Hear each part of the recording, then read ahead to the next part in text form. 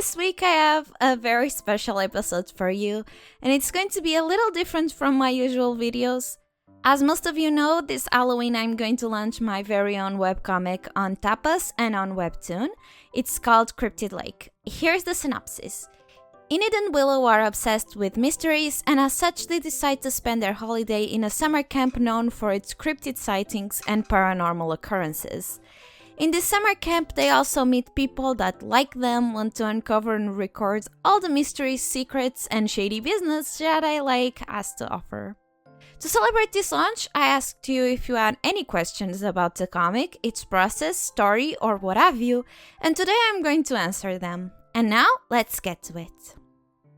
When did you first come up with the story/characters? Was there anything that particularly inspired them? Cryptid Lake actually started out as a completely different comic. Back when I was 16, I decided that I wanted to make comics, and I knew that your first comic isn't usually all that great, so I didn't put much thought into my first comic, Pumpkin Camp, now reworked as Cryptid Lake. You can actually still read Pumpkin Camp on Tapas, though I really don't recommend it. The story was not thought out properly, character designs and backgrounds were rushed, and I really thought of Pumpkin Camp as a learning experience more than anything else. Though I don't like to reread Pumpkin Camp, it's undeniable that it was an important step for me to be able to make better quality comics like Cryptid Lake. As you can imagine, things changed a lot since then. The characters kept their names, but all else was reworked from personality to design. Enid is unrecognizable from her first design, and she used to be much harsher than she is now. To me, Enid is not a self-insert in any way, but I did put a lot of my experiences and what I learned while growing up in the conception of her character arc, motivations, and struggles. In that sense, she is very personal, because in some ways she's what I wish I could say to younger me, back when I was working on Pumpkin Camp especially. Willow's design changed, but her personality didn't. She's still an apparently happy and optimistic girl, full of energy that loves her sister, and she's the same late bloomer witch that essentially needs to learn how to find her place in a society that may not see her as worthy because of her lack of magical abilities.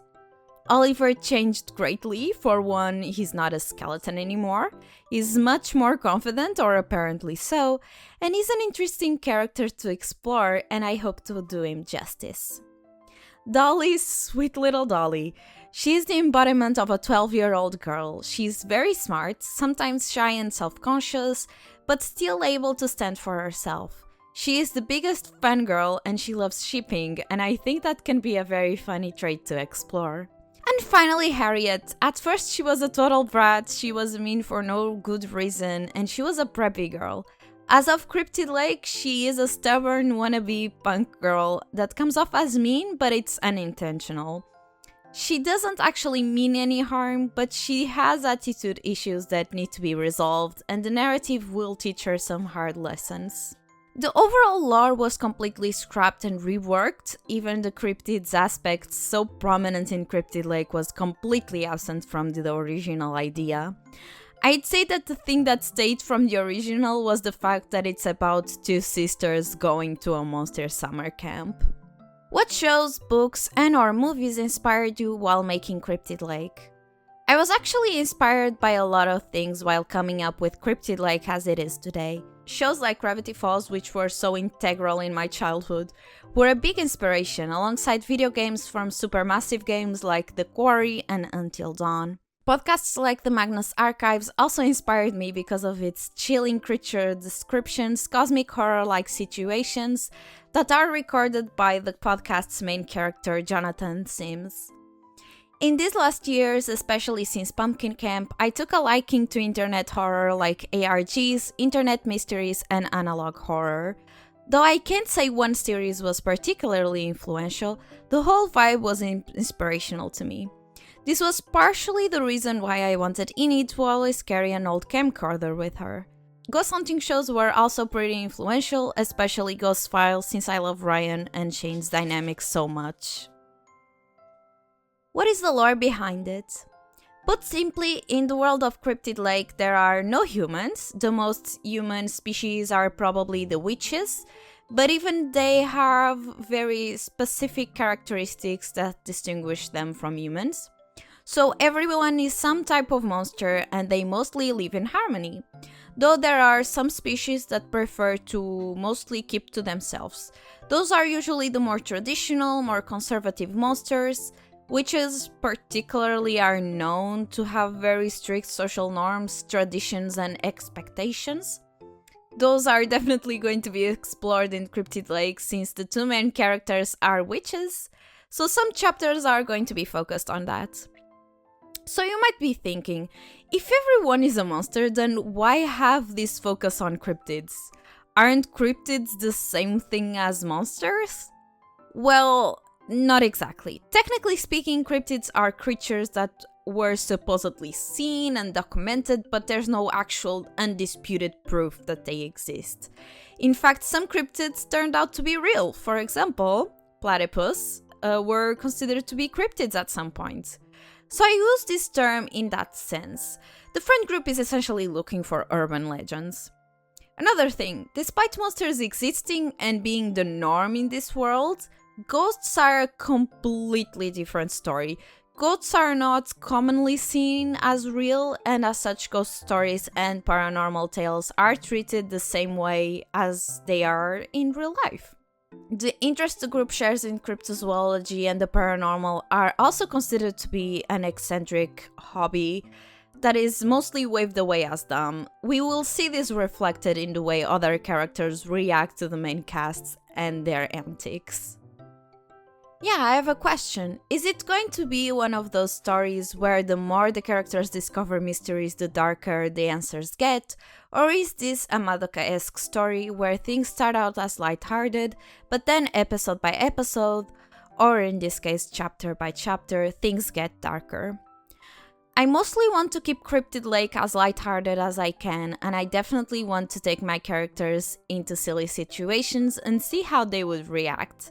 But I would be lying if I said Cryptid Lake isn't going to have some more serious moments and scarier encounters.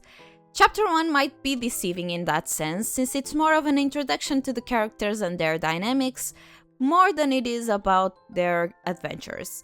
Chapter 2 and beyond are going to be more focused on the mysteries, while still taking care with showing a lot of character interaction.